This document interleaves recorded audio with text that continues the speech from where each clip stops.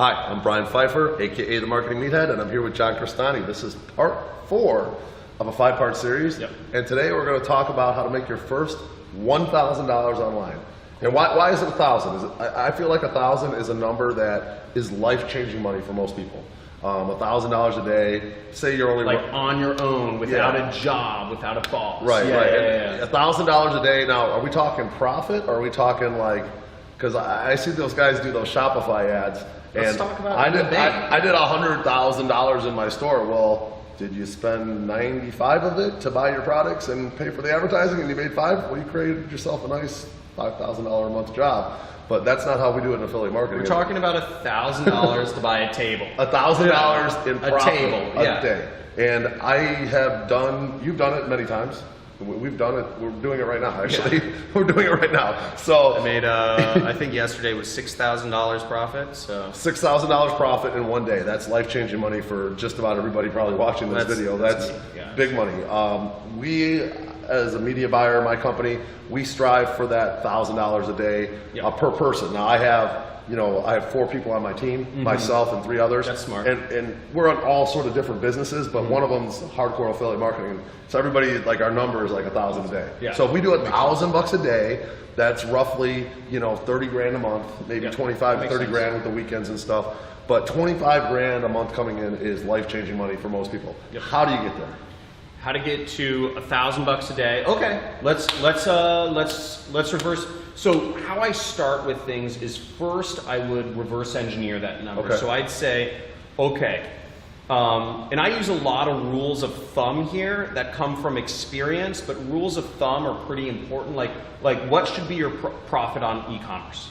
Like well, if you're selling on I've heard, I don't do a lot of e-com. I've done some affiliate. I'm going to guess it's around 15%, maybe 20% tops. So these are rules of thumb. Each industry has rules of thumb that you want to get to know. Like, what's a good conversion rate on an affiliate marketing campaign? Well, generally, on Facebook right now, we seem like the sweet spot is per conversion is about $25 to $45 per conversion. So these are all great, and I'm just asking because these are all rules of thumb that I'm going to backwards engineer things from. So what I would do is I would start by backwards engineering things. I'm going to use some a little slightly more round numbers, but I'd say $1,000. Okay. Generally speaking, I say an affiliate campaign should make 100 or 50% ROI. Okay. So if you spend if you spend $100, you should make $100. Okay. Or $200 gross. Well, that's 100% ROI. So 50% would be. I'm thinking of it from an accounting perspective. Okay. So my revenues are.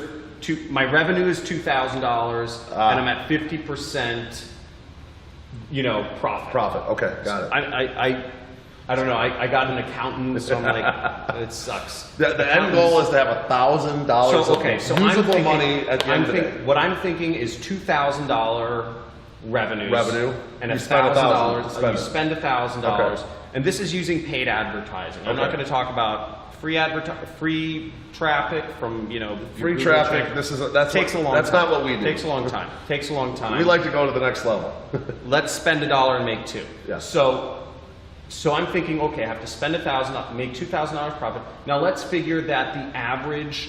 Let's figure a good product to sell gets you $40 commission, right? You said $40 commission. That's a sweet spot area. So $2,000 revenue divided by $40 commission gives us, we probably have to make 50 product sales. Okay? So I have to make 50 product sales. Now, given that I have to make 50 product sales, 50 product sales or calls or leads. Depends what's paying you the $40. I mean, we talked about this in one of the earlier videos that there's so many different ways to generate. You could do pay per call. You could do a bunch of different form fill, whatever. Yeah. But let's just assume we're making $40. So now I'm going to backwards engineer that. I'm going to say, okay, a conversion rate, let's say 1%. Let's say 1% conversion rate. So to make 50 sales, I've got to make, at 1% conversion rate is about 5,000 clicks. Okay. Okay. Right. So then I'd say, okay, let's say my click-through, my actual click-through rate on my ad is, let's just say 1%. 1%. I know Facebook's different, Google and YouTube is different. Let's say traffic sources vary, obviously. 1%. So that means I have I have to show my ad to, so we said 5,000 clicks. So I have to show my ad to 500,000 people. 500,000 people, okay. Okay, great. So now we know I should be targeting an audience, let's say 500,000 people to get this ad out there. Okay. So I think a really easy way to start this would say, okay, let me go on Facebook and, and let me find, and assuming that you found your niche, you want to find a niche that has at least 500,000 people in it. Mm-hmm. So we could go on Facebook and we could look up knitting or crocheting. Okay. Or whatever. Yeah, those are going to be pretty hyper-targeted niches for sure. There's 22 million people who do knitting Wow. in the U.S. Wow, 22 million people who do knitting You in would the never US. think. You'd never think. Yeah, but 22 million people do knitting in the U.S. And that's just Facebook targeting. That means 22,000 people are on Facebook that do knitting. There's probably even more 22 than that. million. 22 million. Yeah. 22 million people that are on Facebook. So if you people. think knitting is like almost like you could make your money there. You could make hundreds of thousands of dollars if you if you create something for knitters.